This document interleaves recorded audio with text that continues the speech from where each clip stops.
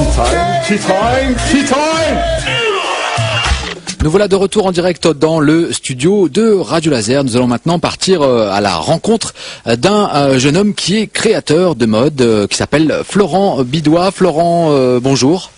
Bonjour. Est-ce que déjà on va peut-être te présenter, on va déjà dire que on t'appelle parce qu'il y a un événement qui va se dérouler, c'est ton 3e défilé de mode qui aura lieu samedi 3 avril du côté de la patinoire Le Bliz. On va en parler tout à l'heure, c'est ta collection automne-hiver 2010-2011. Mais déjà, est-ce que tu peux, toi, te présenter? Quel âge as-tu déjà, Florent? Oui, bonjour. J'ai 23 ans en fait et je suis de Verne-sur-Sèche. C'est une petite ville à côté de Rennes en fait. Ça fait partie de Rennes Métropole. Très bien. Et qu'est-ce qui t'a amené alors à la création de mode? J'ai toujours aimé la couture, réaliser des choses, faire plein de petits détails et tout. Et en fait, j'ai fait des études de couture. Ouais, quelles études alors? J'ai fait un BEP métier de la mode et des industries connexes à Louis Guillou, à Rennes, après ma 3e. Et ensuite, j'ai fait une seconde générale art plastique. Ensuite, j'ai fait un bac commerce. Donc c'est vraiment une vocation très très jeune, quoi, la mode. Oui, c'est ça, ouais, c'est à l'intérieur de moi. Je m'en suis rendu compte assez tôt, par chance, parce que c'est vrai que quand on est en 3e, on nous propose, on nous demande de choisir quelque chose et on ne fait pas tout le temps.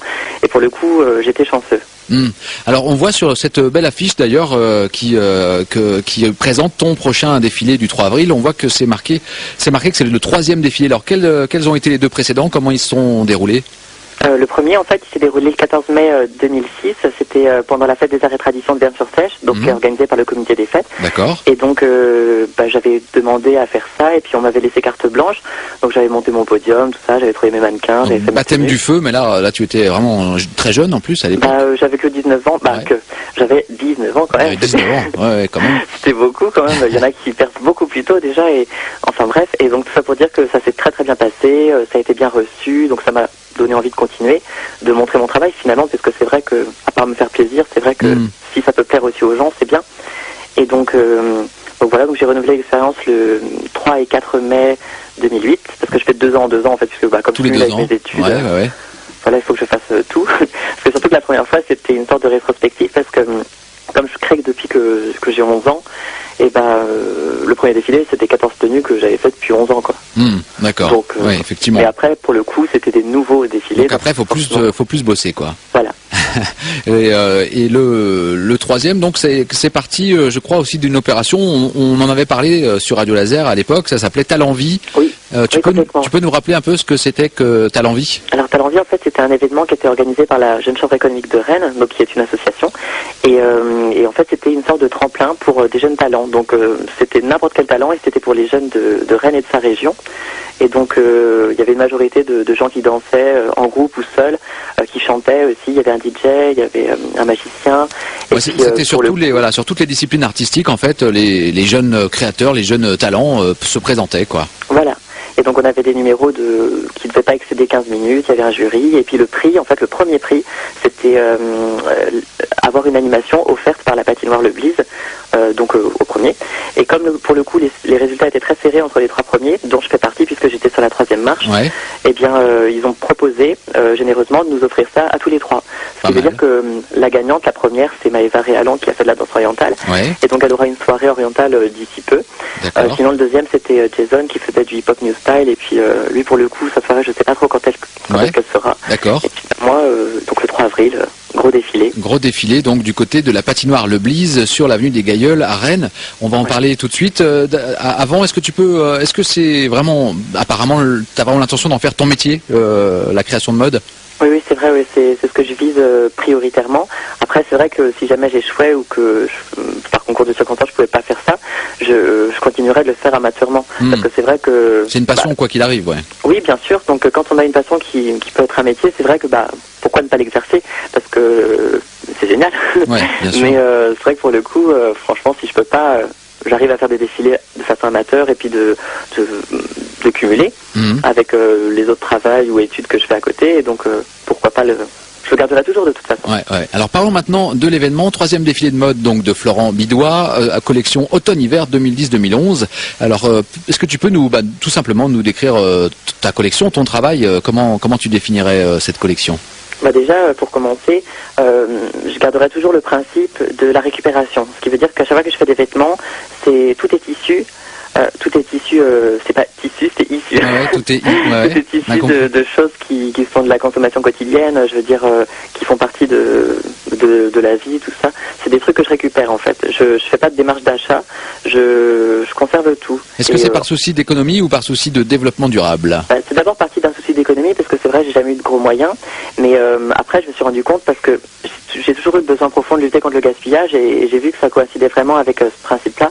Donc je me suis c'est en accord avec tes principes, quoi. Voilà, donc c'est vrai que c'était à l'intérieur de moi et puis que j'ai continué et puis que finalement maintenant je vais peut-être le revendiquer en fait, puisque c'est vrai que c'est important et tout qu'il faut. Et alors ton travail d'artiste, comment tu décrirais la collection de Florent Bidois automne-hiver? Alors pour le coup, c'est vrai que comme c'est la patinoire, ça m'imposait un peu un thème de soi-même. Donc je me suis dit, bah oui, ce serait marrant de faire une collection automne-hiver, surtout qu'en plus au niveau de la haute couture, c'était en ce moment-là, c'était il y a 2 semaines, donc automne-hiver 2010-2011. Et donc je me suis dit, tout se coïncide, donc partons. Donc là, il y aura plein de fausses fourrures qui est issu de vieux manteaux de fourrure, plein de choses récupérées, du tissu aussi qu'on m'a donné ou offert, qui vient d'autres pays lors de voyages, tout ça. Et tu aimes bien mélanger les différentes matières en fait? C'est vrai que là, je mélange du plastique, du tissu, des choses plus ou moins saugrenues qui finalement peuvent bluffer puisqu'on s'en rend pas compte de premier abord, en fait, au premier coup d'œil.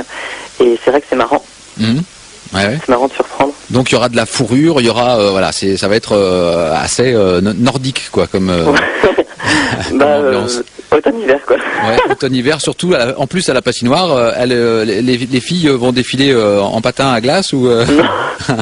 C'est vrai qu'on on me dit souvent ça en fait, mais si vous voulez, il y aura un podium qui sera posé sur la piste ludique et qui sera face aux gradins. Donc les gradins, ils seront fermés puisqu'ils sont ouverts que pour les matchs de hockey. D'accord. Mais si vous voulez, tous les spectateurs peuvent patiner en même temps sur la piste olympique. D'accord, donc c'est samedi 3 avril, c'est en fait le prix, c'est le prix d'entrée normal de la patinoire, c'est ça? Eh bien, je suis pas certain. J'avais l'habitude de dire au début que c'était le tarif normal, mais à ce qui paraît, ils vont faire un tarif spécial. D'accord. Donc un truc du genre 2-3 euros, parce que quand il y a des animations comme ça, ils font ça. Il y aura une petite majoration, mais ça peut-être une petite majoration, mais ce sera pas hors de prix quand même. Hein. Ah non, pas du tout. Non. D'accord. C'est vrai que c'est le coup de faire une double soirée, quoi, de venir pour le défilé, mais en même temps de patiner, tout ça. Donc samedi 3 avril à partir de 22h. Alors ça demande une grosse équipe quand même pour organiser ça. Il faut des mannequins, il faut des maquilleurs, il faut des habilleurs, des habilleuses, des photographes, il faut beaucoup de monde. Ah oui, complètement. Là, vraiment, je veux dire, j'ai vu très grand à mon niveau. C'est-à-dire? Parce que c'est vrai qu'avant, j'ai commencé avec...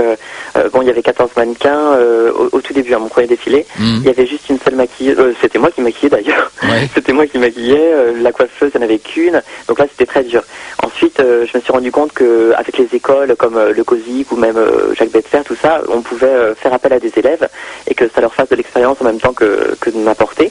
Et donc là, pour le coup, je savais comment fonctionner. J'ai appelé beaucoup de gens. J'aurais 2 maquilleuses.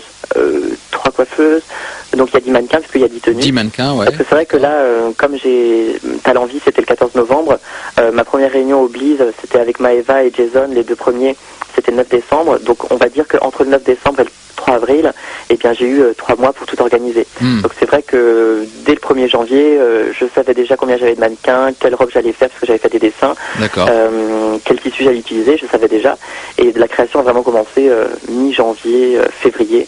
Donc une équipe de combien de personnes à peu près sur l'ensemble? Alors ça fait une vingtaine de personnes, plus 30 puisque il y a une surprise. En plus il y a une surprise. Oui, entre guillemets, disons que c'est plus qu'un défilé. C'est une performance. Il y a un show là, et tu peux pas évidemment nous le dire ça. Non, c'est la pour surprise. Faire venir les gens. En général, le principe d'une surprise, effectivement, c'est qu'on la dévoile pas avant. Est-ce que les femmes qui seront dans l'assistance, elles peuvent acheter après les robes? Il y a beaucoup de gens qui me demandent, mais c'est vrai que pour l'instant, je peux pas répondre à la demande puisque, comme je l'ai dit, je suis amateur et puis je manque cruellement d'expérience. T'as pas une structure, t'es pas dans une structure où tu pourrais commencer à faire des factures, à vendre des choses. Non, justement. justement. Mais bon, le but à long terme, c'est de pouvoir le faire, puisque j'aimerais bien en vivre, tout ça, j'aimerais bien... Parce que pour démarrer, aujourd'hui, il existe des structures, tu vois, des pépinières de jeunes entrepreneurs. Enfin, il y en a une qu'on avait reçue à Radio Laser, ça s'appelle Élan Créateur à Rennes, où il y a beaucoup de gens qui s'inscrivent et ils te permettent de commencer à faire tes premières factures, de t'aider à faire un peu de comptabilité, oui, tout ça ça. me dit quelque chose, parce que je suis en relation avec la CCI aussi, la jeune chambre, la chambre de commerce et d'industrie, et c'est vrai qu'il y a une opération qui s'appelle Je crée ma boîte, et je commence à m'informer de plus en plus, parce que même si j'ai pas envie de faire ça demain, j'y pense. Et c'est vrai que toute la...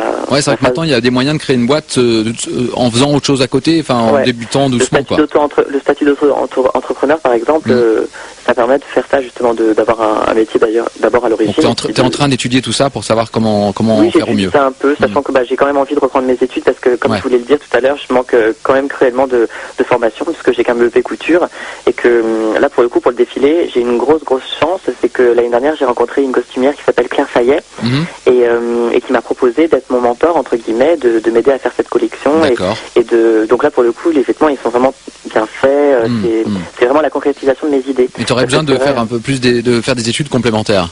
Oui, c'est vrai. Quelles études alors tu voudrais faire? Je vise quelque chose qui complète et puis qui spécialise surtout.